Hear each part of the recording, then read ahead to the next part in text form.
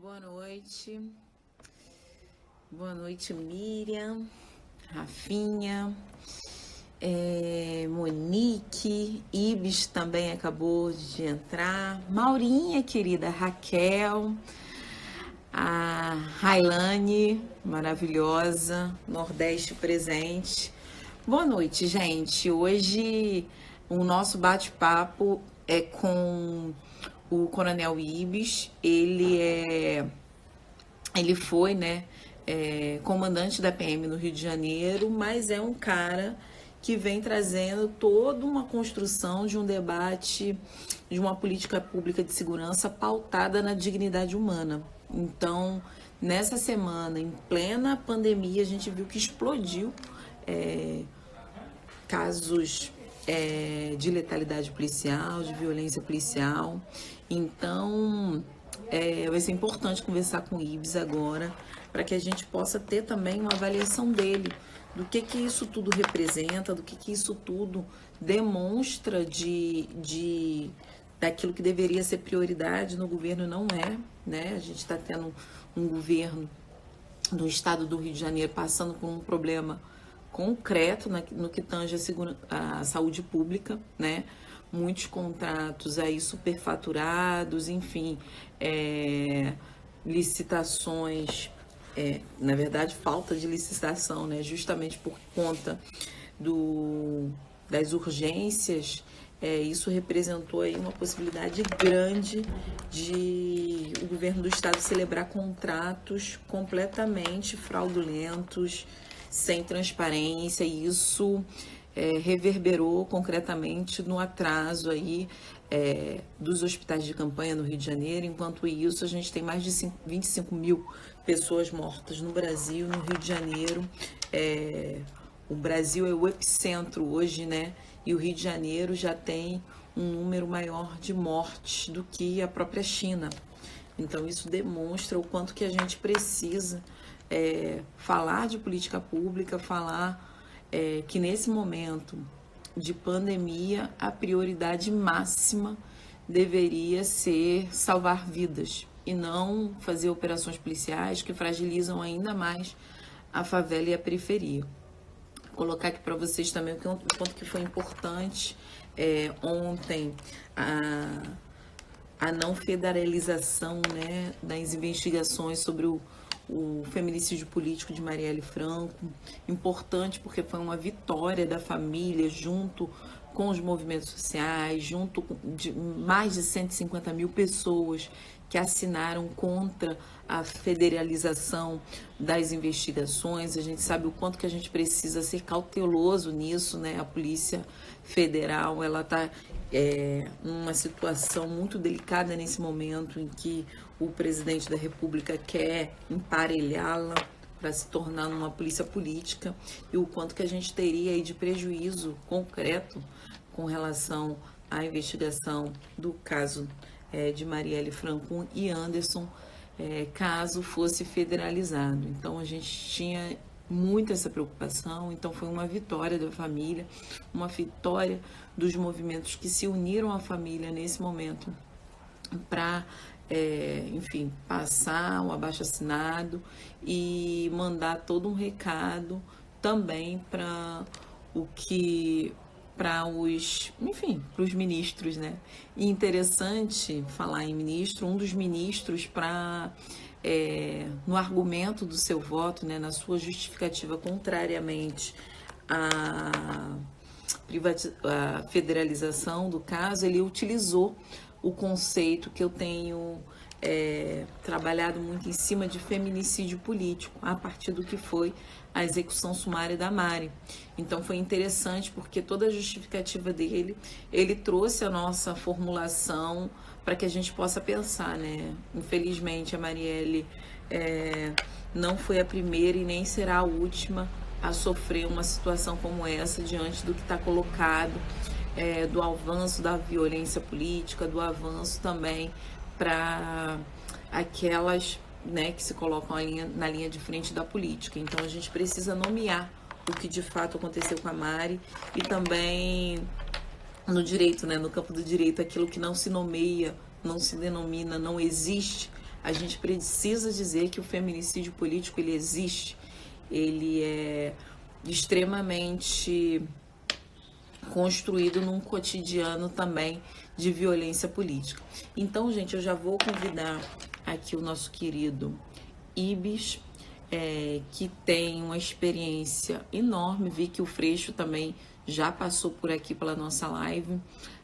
O Ibis tem uma experiência enorme no que tange ao debate de uma segurança pública pautada na dignidade humana, e isso para a gente é fundamental, é o que deveria, na verdade, ter como eco na construção de uma sociedade segura, de uma sociedade que garanta direitos. Então, o IBS ele traz todos esses elementos para a nossa análise, que é fundamental, né? Ainda mais nessa semana que o ISP corroborou tudo aquilo que a gente vem falando desde sempre com relação às operações policiais, o quanto que elas são danosas, o quanto que elas têm ali, no fundo, a manutenção de uma letalidade policial que precisa ser discutida, mas, acima de tudo, precisa de vontade política para superar essa lógica na segurança pública, porque isso remonta outras políticas públicas de segurança de outros governos que também deram errado, que mostraram efetivamente a sua falência nessa lógica de confronto, nessa lógica de guerra, que acaba fragilizando não só as pessoas que vivem na favela e na periferia, mas acabando com famílias inteiras por conta de uma atuação do próprio Estado. Então, a gente precisa colocar esse tema numa discussão concreta na sociedade para a definição de que sociedade é essa que nós queremos. Ibis, eu já te chamei, você viu aí o meu convite, ou então você pede para entrar que eu faço aqui, mas só porque eu já fiz o convite para o Ibis e ele ainda não aceitou. Gente, hoje é minha petição. Tá uma loucura, porque rolou uma ventania, então não tá segurando de jeito nenhum. Olha ele aí. E aí, querido? Desculpa, Renata. Imagina, querido, isso daqui é uma loucura mesmo. A gente se vira nos 30 o tempo inteiro. Ibis, querido, Boa noite. Boa noite, obrigada por ter aceitado o nosso convite. A gente precisa muito da sua sensatez, né, nessa avaliação sobre uma política pública de segurança que possa ser pautada na garantia da vida, né? Eu acho que você tem trabalhado muito isso, desde a sua experiência concreta na corporação até ao que você tem pensado em construção de políticas públicas, no seu mestrado, enfim, dentro da academia, o quanto que isso é fundamental. Então, conta pra gente um pouco do desenvolvimento aí dos seus estudos e o que você tem percebido nesse momento de pandemia, onde há uma explosão, na verdade, da letalidade policial no estado do Rio de Janeiro. Muito obrigada pela sua participação, Luiz. Poxa, Renata, eu que te agradeço imensamente por essa oportunidade. Estou com saudade de você. Muita saudade de você, enfim, das nossas conversas, de todo mundo, né? Renata, assim, o tema que tem atravessado toda a minha vida tem sido o tema do humanismo, né? Eu sou um apaixonado pelo ser humano, né? Eu sei que os seres humanos, nós somos criaturas assim muito estranhas, né? A gente faz coisas tão bonitas e também coisas tão tristes, tão dolorosas, né? A gente é capaz do bem e é capaz do mal também, mas eu sou fascinado pela criatura humana, né? Essa é a minha grande paixão. E assim, eu entrei na polícia por uma absoluta necessidade de trabalhar, enfim, eu vinha de uma família muito pobre, acabei entrando na polícia como uma oportunidade de emprego que surgiu na minha vida, só que eu acabei gostando da atividade policial, né? Mas esse tema do humano, ele me perseguiu durante toda a minha vida. Com a Constituição de 88, que coloca, então, a dignidade da pessoa humana como eixo fundamental de todas as políticas públicas, eu comecei a perceber a necessidade da gente começar a pensar a segurança pública também a partir desse viés. E não poderia ser diferente, ora. Se a dignidade da pessoa humana é um princípio fundamental do Estado Democrático de Direito é, por extensão, um princípio fundamental de todos os órgãos e instituições que compõem o Estado Democrático de Direito. As polícias são instituições que integram o Estado Democrático de Direito e, portanto, deveriam ser orientadas a partir desse grande princípio. Só que as polícias, elas precisam ser dirigidas, como todas as instituições, a partir de um conjunto de determinações, diretrizes, ações, programações que imponham ou que sejam elaboradas a partir de uma perspectiva de imediato, né, do tempo que a gente vive, do curto, médio e longo prazo. A gente chama isso de política pública, né? Você tem um problema para resolver. Ora, o meu problema é reduzir indicadores criminais. No Brasil, por exemplo, os nossos indicadores, em termos de homicídio, a gente está aí perto de 30 mortes por 100 mil habitantes. É uma taxa inaceitável para uma democracia, né? Então, como é que a gente resolve isso? A gente tem um problema que é reduzir indicadores criminais. Então, a gente resolve isso com política pública. 60 mil mortes por ano. 80% dessas mortes são vitimadas por armas de fogo. Então, se a gente quiser enfrentar o problema homicídio, a gente precisa formular um conjunto de ações que possam atacar, reduzir esse indicador. Se a gente sabe que é arma de fogo, por exemplo, a gente precisa atacar esse problema, a gente precisa diminuir a circulação de armas de fogo no território nacional. Se a gente acha que esses homicídios estão relacionados, por exemplo, a tráfico de drogas, então a gente precisa pensar uma política pública para enfrentar a questão do tráfico de drogas. Só que no Brasil acontece uma coisa muito curiosa. A gente fragmenta as atribuições. Por exemplo, tráfico de drogas e tráfico de armas são atribuições do governo federal. As polícias, essas que convivem mais com a gente no dia a dia, elas fazem parte de um outro extrato de poder, né? Fazem parte do Estado, que não formula políticas de controle de armas e controle de munições. A legislação disso incumbe ao governo federal. Ordenamento urbano, né? Todo esse drama que a gente vive em termos do ordenamento urbano, é um tema afeta os municípios. Então, o que eu quero dizer é o seguinte, o nosso grande problema para pensar essa questão a partir desse grande marco inicial do princípio da dignidade humana. É que para a gente enfrentar esse indicador, esse grande problema que é a segurança pública, a gente precisa formular ações que consigam articular esses 3 níveis da organização política brasileira, né? O nível estadual, o nível federal e o nível municipal. E a gente tem uma tremenda dificuldade de fazer isso. A gente fragmenta as atribuições e não amarra isso em canto nenhum. Com isso, a gente não consegue formular nada digna do nome política pública de segurança. Nada que tenha sustentação no médio e no longo prazo. A gente consegue até, no curto prazo, algumas iniciativas que até funcionam no curto prazo, mas no médio e no longo prazo elas desmoronam, porque elas não têm sustentação. A gente não consegue fazer nada durar. E como a gente não consegue fazer nada durar, a gente acaba apelando para esses discursos que acabaram vencendo as eleições em 2018.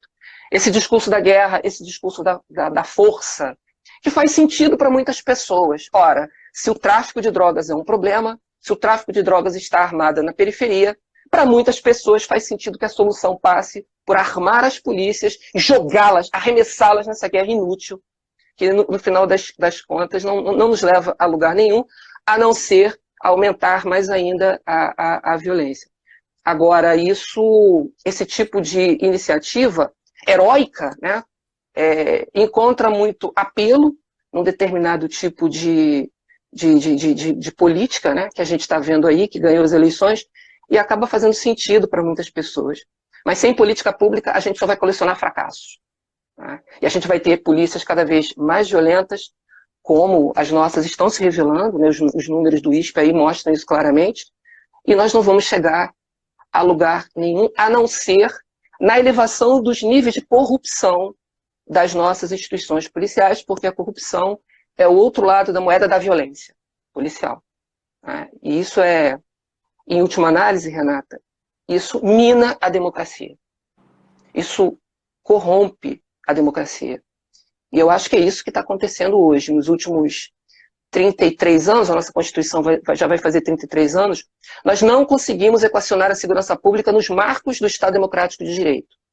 E por isso, essa nossa incapacidade acabou contribuindo por minar a democracia brasileira. Exatamente. E Ibis, você traz uma coisa que me chama muito a atenção, que é justamente essa figura do herói, né? Foi construída uma narrativa, um discurso que transforma esse agente da segurança pública num herói, e nesse herói você destitui também qualquer humanidade que possa ter nesse herói, né? Então ele é o invencível, ele é o cara. Então construíram de maneira muito equivocada e danosa para toda a nossa sociedade. Afinal de contas, vira ali um suposto justiceiro, quando, na verdade, ele deveria ter outros marcos de base para que ele pudesse fazer a sua atividade. E a gente vê essa construção feita, enfim, pelo bolsonarismo, pelo esse grupo que ascendeu na política nos últimos tempos, e que isso tem um resultado muito prático para a favela e para a periferia, que são os corpos no chão, né? A gente viu quanto que essa opção de uma política pública de segurança militarizada, que coloca a lógica de guerra acima daquilo que deveria ser um processo de construção de inteligência, de prevenção, mas coloca para ir para o front.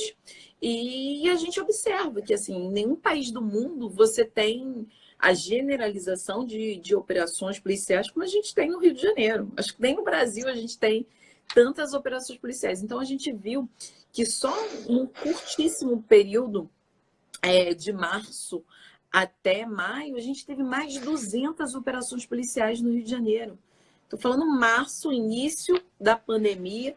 Agora, enfim, a gente ainda sequer atingiu o pico da pandemia, e o que a gente vê é, de novo, o Estado chegando na favela com o seu braço armado, com o seu braço opressor, ao invés de chegar, por exemplo, com o seu braço social, enfim, de garantia de acesso à saúde pública. Muito pelo contrário, o que a gente está vendo é a saúde pública do Rio de Janeiro indo por água abaixo, em meio à corrupção, em meio a uma situação completamente absurda, né, que efetivamente, né, porque isso também faz parte da necropolítica, né? Se você não mata numa operação policial como essas que a gente está avaliando, você deixa morrer sem atendimento no hospital, deixa morrer sem acesso à água, sem acesso a um saneamento básico que seja digno. Então, assim, é muito importante também observar o quanto que reproduzir essa lógica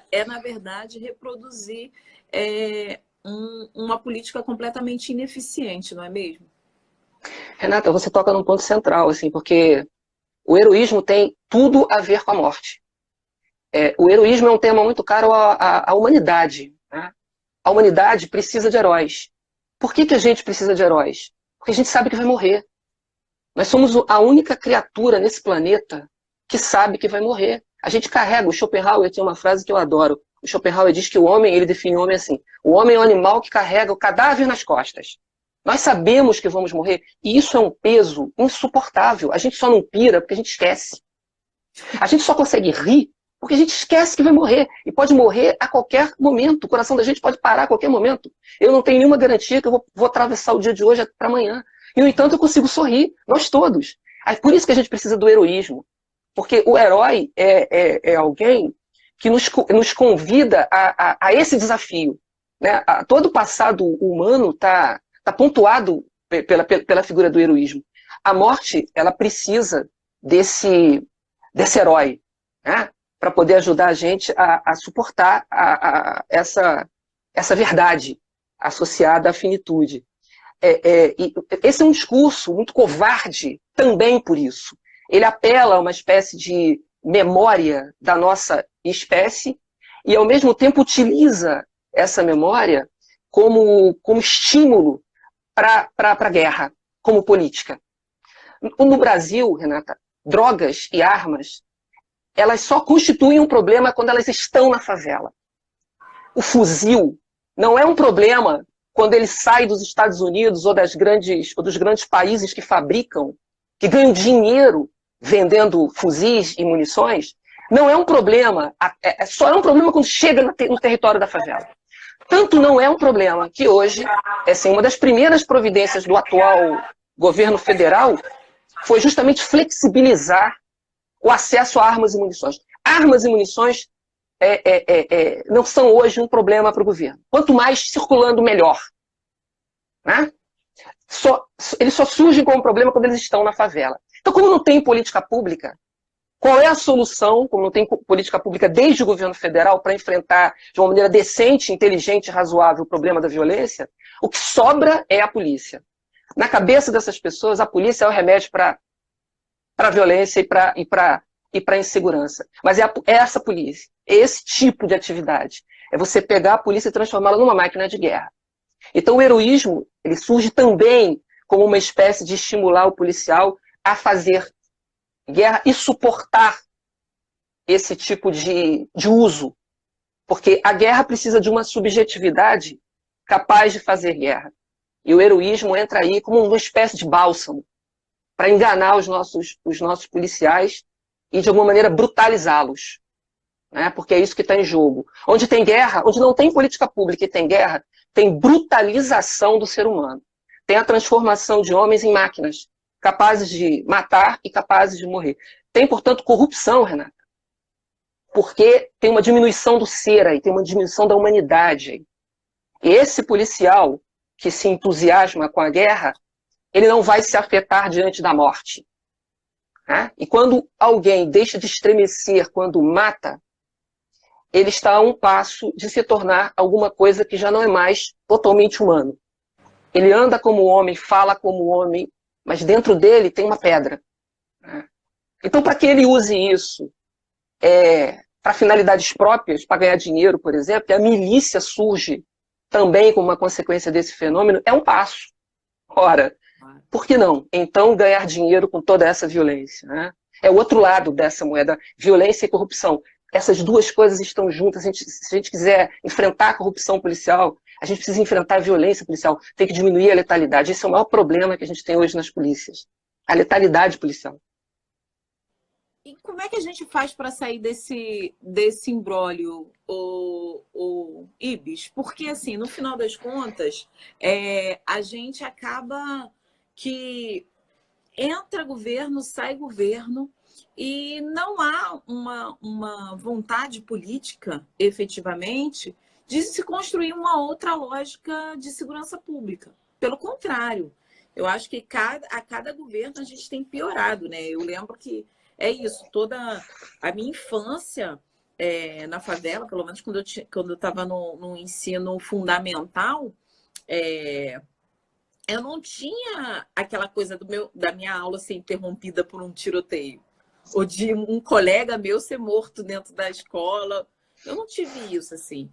Os meus traumas são outros, que têm a ver também com a política pública de segurança, que tem a ver, claro, de ter o medo, né, da polícia, porque sempre encarei como alguém que ia para ali para fazer o mal, entendeu? E não essa coisa do bem e do mal, como você trouxe. Sim. Mas, efetivamente, a gente tem uma outra geração aí, depois da minha, que da favela e da periferia, que convive concretamente com a possibilidade dos amigos morrerem dentro da sala de aula, de morrer a caminho da escola, de morrer dentro da escola, como aconteceu com a Maria Eduarda. Então, isso tudo também causa uma espécie, e você começou, né, trazendo toda uma filosofia com relação à morte. Hoje você tem uma juventude completa que cresce na favela com medo de morrer, efetivamente, porque ela sabe que a morte está ali. Ainda que o Schopenhauer tenha trazido essa figura de carregando, enfim, um cadáver nas costas, efetivamente isso se afasta da figura ou da imagem que qualquer pessoa que vive na classe média, vive numa classe média ou num bairro arborizado, perto da praia, enfim, todos que estão longe dessa realidade, eles não têm esse cadáver nas costas. Mas, efetivamente, a juventude da favela, que é uma juventude essencialmente preta, essencialmente pobre, que foi ali sobrevivendo dia a dia dentro da favela, a morte é muito próximo. Ela pode estar, não na esquina, ela pode estar dentro da sua casa, como aconteceu com João Pedro, enquanto estava fazendo isolamento social na casa dos tios, e assassinado pelas costas, né? Porque o laudo cadavérico saiu, que ele estava pelas costas, ou seja, isso vê a tentativa dele se proteger, inclusive, né? De um suspiro para tentar sobreviver àquela situação.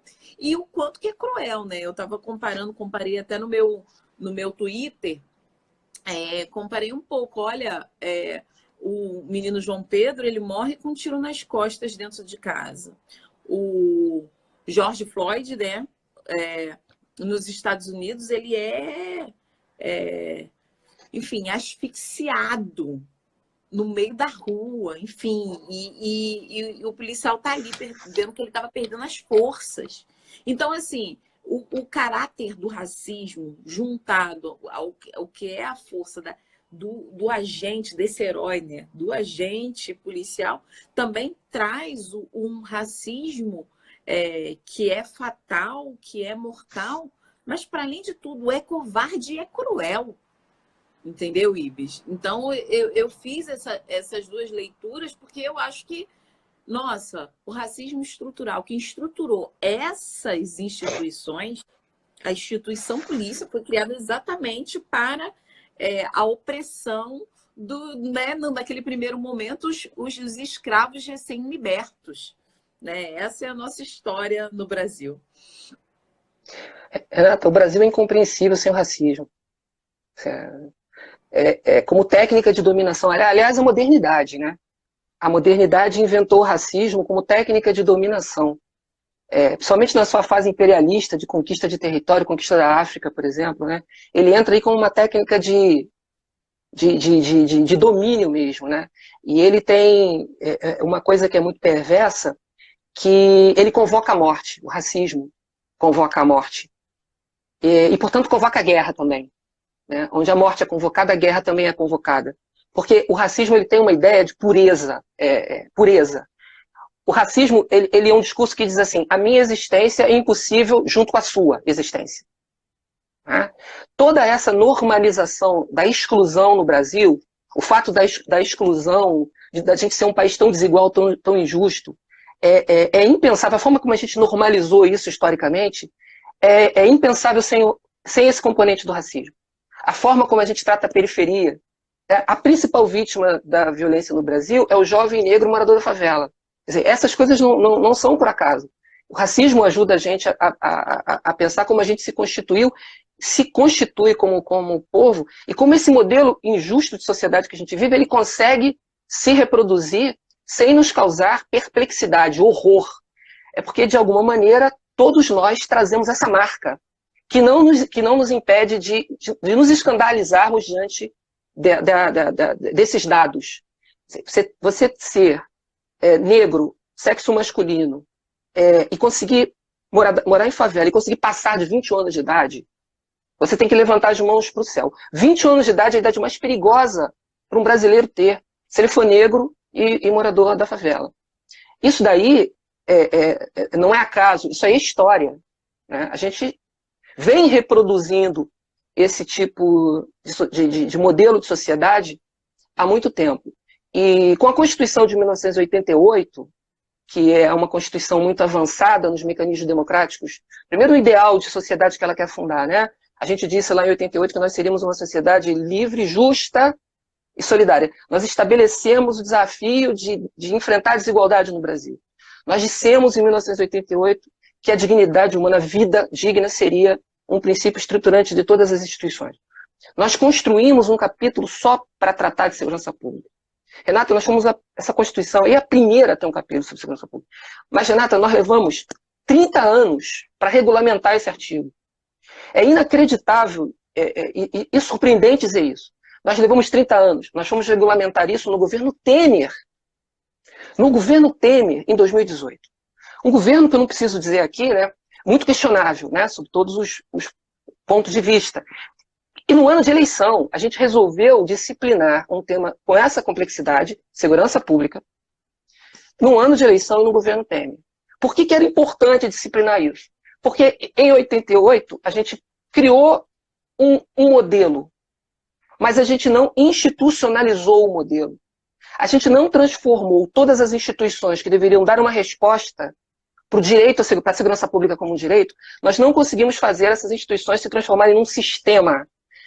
E, a partir de um sistema, poderem atuar juntas no enfrentamento do desafio de reduzir indicadores criminais. O resultado disso é que as instituições elas têm rodado esses anos todos como ilhas, com um grau de autonomia insuportável numa democracia. Ou seja, a gente não tem sistema. A gente começou a desenhar isso em 2018. Ou seja, não tem sistema, não tem política. Você não tem você não tem sistema, você não tem por onde atravessar uma política que dure, médio, longo, você não tem sistema. Né? Aí você vai para os estados que tem que dar resposta no dia a dia da violência, e os estados têm um modelo esquizofrênico de polícia. Você tem uma polícia civil que investiga, mas não patrulha as ruas da cidade.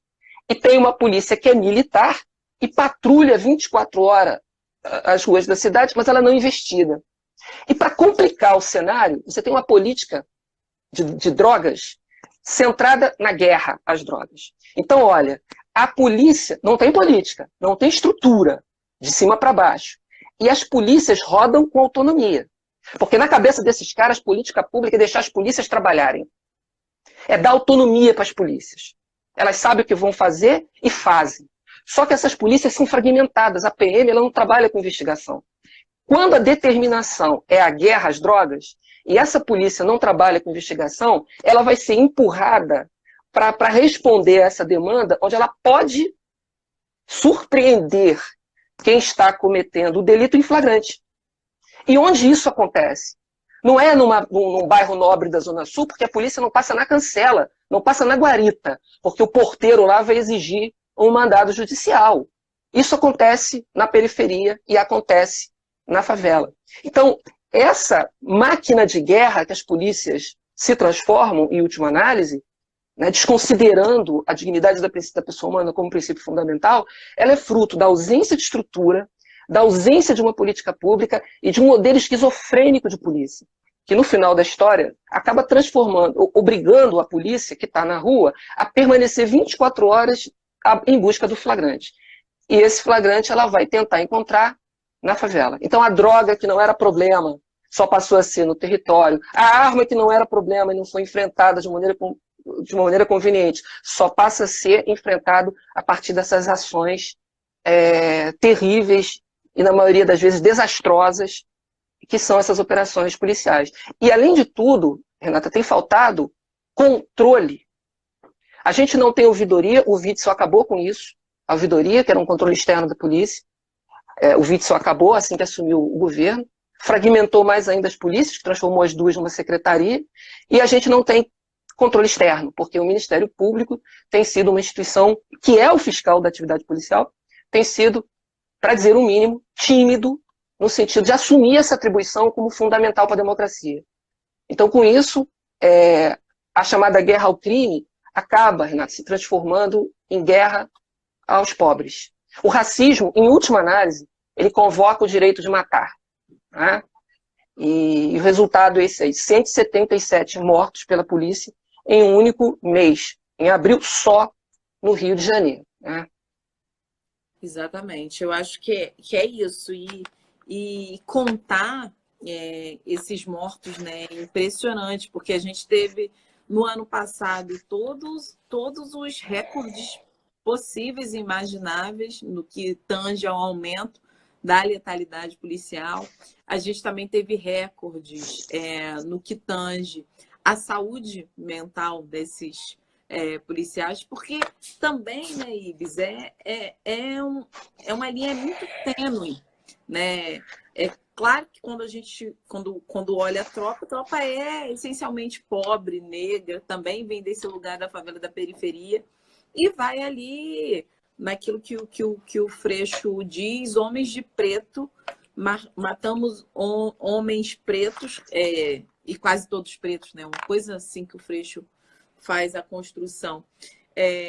Justamente porque nessa lógica, é uma lógica muito construída para que esses sejam sempre os descartáveis, né? Os descartáveis numa sociedade de direito, né? Então, é quase que vai para a linha de frente, faz o que você acha que tem que fazer, porque é isso, né? Quando a gente fala do que é a construção também, não só do herói, mas a construção e a desregulamentação concreta e flexibilização agora com esses governos do porte e da posse de armas, né? O quanto que isso chega para uma parcela da população que é belicista, que quer apoiar, enfim, a militarização da vida no seu extremo, também deixa marcas profundas, né? Então, é até engraçado quando a gente lembra do nosso projeto lá com relação à saúde mental dos agentes, né? E o quanto que as pessoas, mas você é dos direitos humanos, que fica aí falando mal, como é que você vai, sabe? Como se não... porque a desumanização, ela é em mão dupla, né? Você desumaniza. Os caras são trabalhados todos enfim, um espectro do que é a estrutura, que faz com que ele desumanize o outro, e ele também, na sequência, é desumanizado. E aí a gente tem um problema concreto, né? Renata, assim, essa é a coisa que mais me... Quando eu vejo esses números da violência policial, eu fico profundamente envergonhado, porque eu passei 33 anos na polícia e eu, de alguma maneira, me sinto um pouco responsável por isso. Porque eu não consegui contribuir para que as coisas melhorassem. Eu fico muito envergonhado, porque eu gosto da atividade policial. Eu fico também muito entristecido, porque eu sei da consequência que tem para a subjetividade dos policiais o fato das nossas polícias matarem tanto. Porque o homem, Renata, ele não é apenas indivíduo, né? Os liberais gostam de achar que nós somos apenas indivíduo. Mas isso é uma bobagem, que não se sustenta. É só você olhar para a gente, né? A gente nasce agarrado a uma outra criatura humana, ligado a uma outra criatura humana, literalmente por um cordão, né? A gente passa o tempo inteiro junto com outros seres humanos. O homem é indivíduo, mas ele também é natureza, ele também é relação. A gente se humaniza através do outro, através do rosto do outro, a gente se humaniza.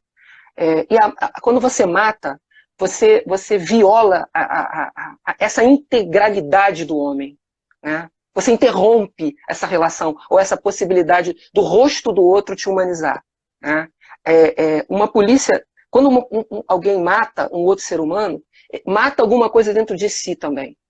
Em 2018, os dados do Fórum Brasileiro de Segurança Pública revelam para a gente que a polícia matou 6.220 pessoas.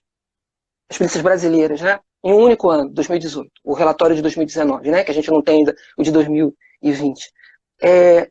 343 policiais morreram naquele ano. 104 por suicídio. 104 por suicídio. Esse é o outro lado de uma polícia violenta. É uma polícia adoecida, Renata, corrompida, porque esse é o outro lado, violência e corrupção andam juntas, eu quero repetir isso aqui. E esse adoecimento, as nossas polícias, Renata, estão doentes, elas estão adoecidas na sua humanidade. Elas sofrem e fazem sofrer. Assim, reduzir a letalidade policial é o maior desafio para que a gente possa transformar essas agências efetivamente em agências comprometidas com a democracia. Porque uma polícia adoecida, uma polícia embrutecida, ela milita contra a democracia. Ela milita contra o Estado democrático de direito.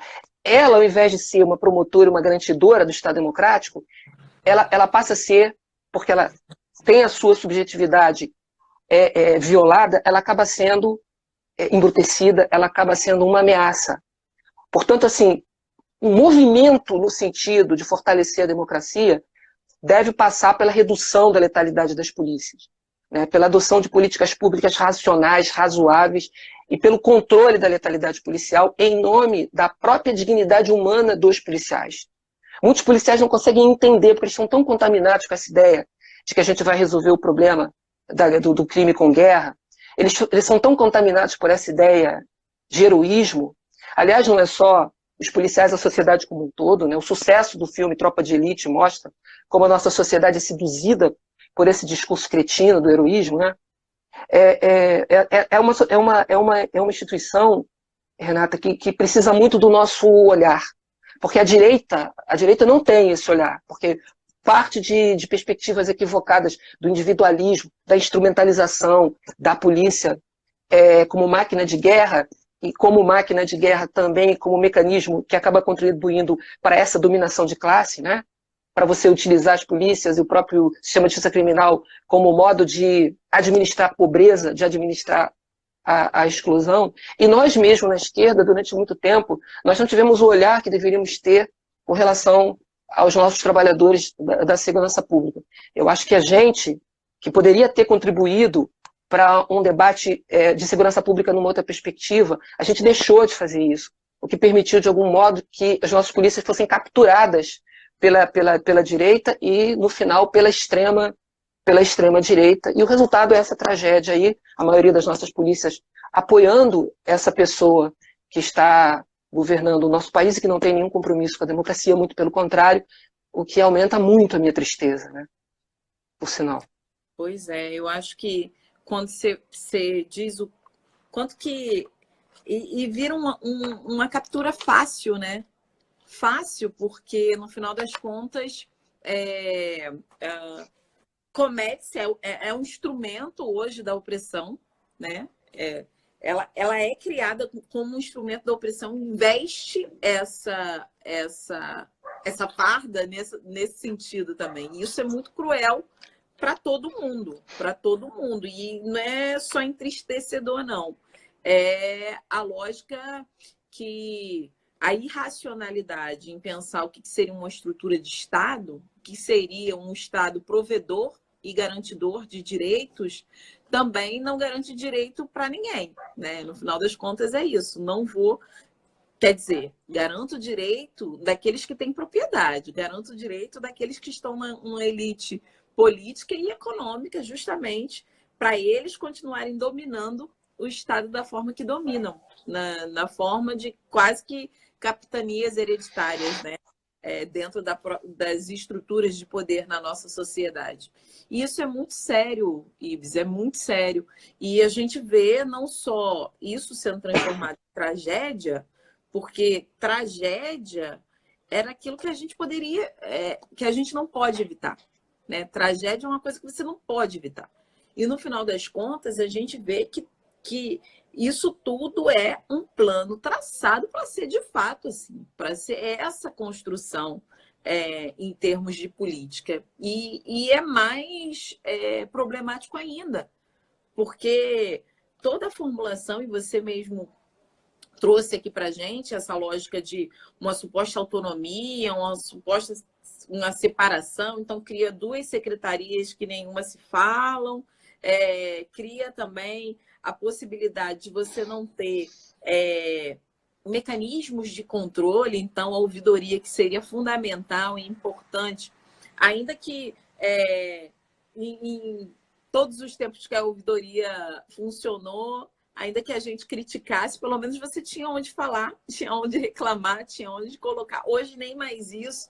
Então é muito danoso essa lógica de uma política que tem que ser construída de uma maneira militarizada e autônoma, porque é isso, né? Aí você entrega na mão dele a autonomia, então ele que resolve o quinhão ali do bairro dele, e aí você vai começando a ter essa estrutura danosa dentro enfim, de máfia, né? De uma construção de máfia que tem ali desde do braço político, mas o braço econômico respaldando essa estrutura mafiosa. Renata, eu concordo plenamente com você. Eu acho que, sim, porque de uma certa forma, Renata, eu acho que a gente não tem um país. Você falou em capitanias hereditárias, eu tenho pensado muito nesse sentido. Eu acho que o Brasil não é exatamente um país. Ele é uma empresa, né? O Brasil é visto, desde as capitanias hereditárias, como alguma coisa que tem que dar lucro para os seus senhores, para os seus donos, né? Parte deles estão fora do país, né? A gente continua sendo aí, de uma certa maneira, colonizados, né? E agora, mais do que nunca, eu acho que a gente resolveu assumir esse lugar de colônia dos Estados Unidos de uma maneira mais descarada, né? A gente agora quer ser colônia norte-americana, de bom gosto, né? Carregando inclusive bandeiras dos Estados Unidos para manifestações antinacionais, né? Enfim, eu nunca pensei que eu fosse viver para ver esse absurdo, mas agora a gente assumiu de vez que é colônia. E para os senhores dentro do Brasil tem dono, né? A gente não tem um povo exatamente, o Brasil tem dono, tem senhores e escravos, tem Casagrande e Senzala. A gente ainda a gente ainda se estrutura dessa forma. E eu tenho hoje, e cada vez mais, a convicção de que o fato de a gente não ter equacionado a segurança pública em 30 anos, de alguma maneira, é um propósito. Esse horror, da maneira como funciona, ele cumpre uma finalidade. Porque qual é a finalidade? É manter os excluídos com medo. O medo é uma forma de dominação extraordinária. Ele é uma ferramenta da política. O medo, instrumentalizar o medo. É preciso que o excluído permaneça o tempo inteiro com medo de perder o emprego, com medo de chegar na sua casa e não saber o que vai acontecer naquele espaço. É preciso que ele tenha medo da autoridade. Você subordina alguém de uma maneira mais fácil quando esse alguém treme diante da autoridade, né? E o Estado brasileiro, ele nunca perdeu essa característica. Ele herdou isso dessa sociedade escravocrata e mantém isso hoje, né? Por quê? Porque a gente não deixou de ser a sociedade escravocrata que fomos. A sociedade escravocrata, com o fim da escravidão, ela se adaptou à república. Em última análise, eu quero dizer que a gente não é uma república ainda. A gente não conseguiu ser, em mais de 100 anos de república, no sentido formal, a gente não conseguiu cumprir o ideal de república, de coisa de todo o mundo, né? Um sintoma disso é a maneira como as pessoas se apropriam do dinheiro público da forma mais descarada. No meio da pandemia, no meio de uma pandemia, as pessoas conseguem se apropriar do dinheiro público como se fosse pessoal, né? Da maneira mais descarada, desavergonhada e inacreditável que possa parecer. Assim, tem uma mentalidade de Casagrande e Senzala, uma mentalidade que a gente herdou da escravidão, Renata, que está viva, que a gente não conseguiu superar. E a segurança pública, em última análise, ela é o que é, porque ela responde, ela dialoga com essa mentalidade. O desafio que a gente tem é um desafio, na realidade, muito grande mesmo, né? É um desafio que passa muito pela construção de um país, pela construção de um povo também, né? No sentido grandioso do termo, né? E o que me desespera muito hoje é ver como a gente tem estado pobre de um debate sobre o país, sabe? Um debate sobre o país, aonde a gente quer chegar com o Brasil. A gente não vê isso. Seguramente hoje esse debate não está presente nem no horizonte nacional, nem no horizonte estadual. As pessoas que foram eleitas em 2018 não têm a menor noção de onde querem chegar com o Brasil. Nem o Paulo Guedes, que faz parte ali do núcleo mais racional, se é que existe núcleo racional no governo federal, nem ele. Basta ver aquele debate horroroso daquela... Enfim, esses caras não sabem o Brasil. Isso, o Brasil o Brasil é um país à deriva hoje, né? O que favorece a violência e favorece também a corrupção. Os senhores brasileiros têm interesse nisso, né? De perpetuar essa hecatombe. E você tocou na reunião ministerial e é importante o quanto que você... o próprio Paulo Guedes, né, meio blindado pelos meios de comunicação, que ignoraram completamente a fala que ele teve ali nessa reunião ministerial. Não sei se você acompanhou, Ibis, mas ele teve uma fala que a referência dele era o ministro da economia do Hitler. O quanto que ele utilizava a força de trabalho, enfim, ele faz uma fala toda pautada numa estratégia de um fascista, de um assassino, para reconstruir, ele usa esse termo, né? A reconstrução da economia. E isso é muito louco, né? E aí, esses que têm aí o poder midiático também, que são os mesmos que possuem o poder econômico e, em última instância, o poder político também, não foi para cima dele. Quando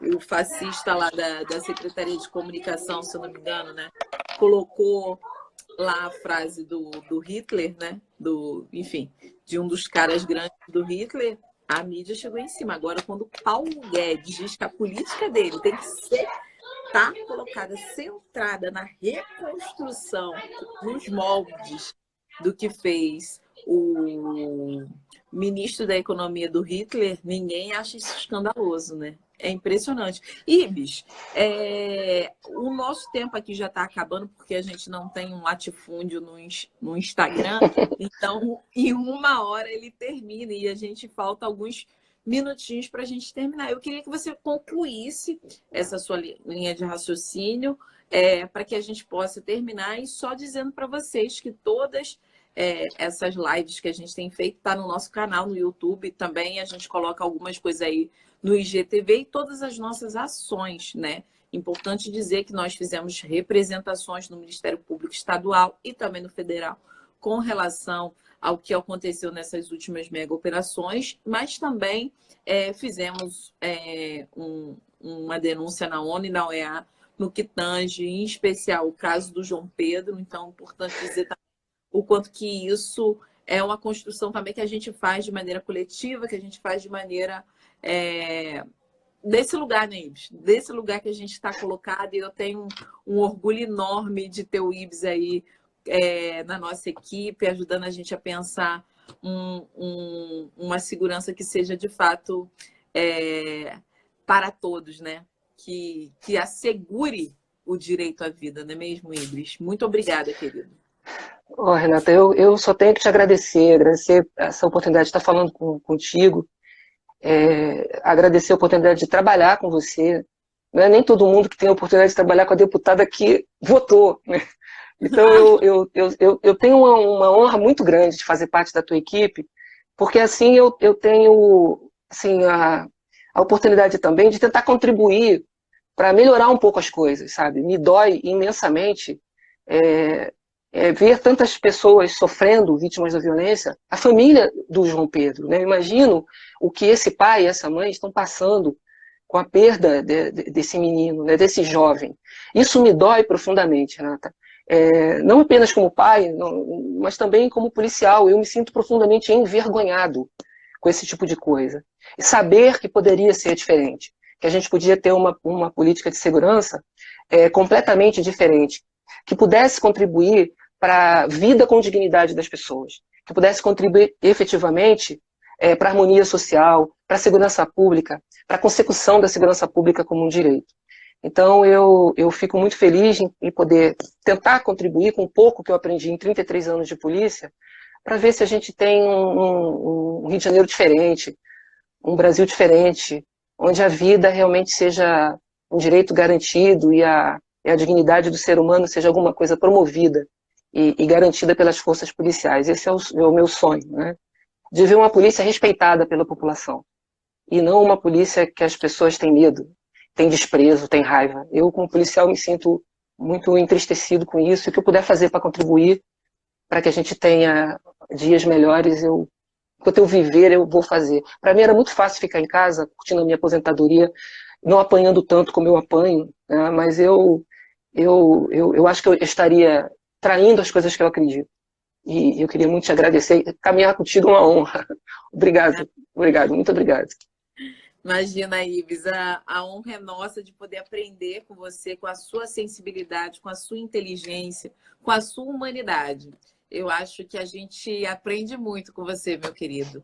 Obrigada por ser o nosso amigo, o nosso cara que pensa uma outra lógica a partir de uma política pública tão essencial que garanta a dignidade humana. Quero agradecer a todo mundo que ficou com a gente aqui até agora. Ibis, um beijo enorme, um beijo no seu coração. Obrigada por tudo, hein, meu amigo? Muito obrigado, querida. Beijo, tchau, Até. tchau, gente. Beijo, beijo.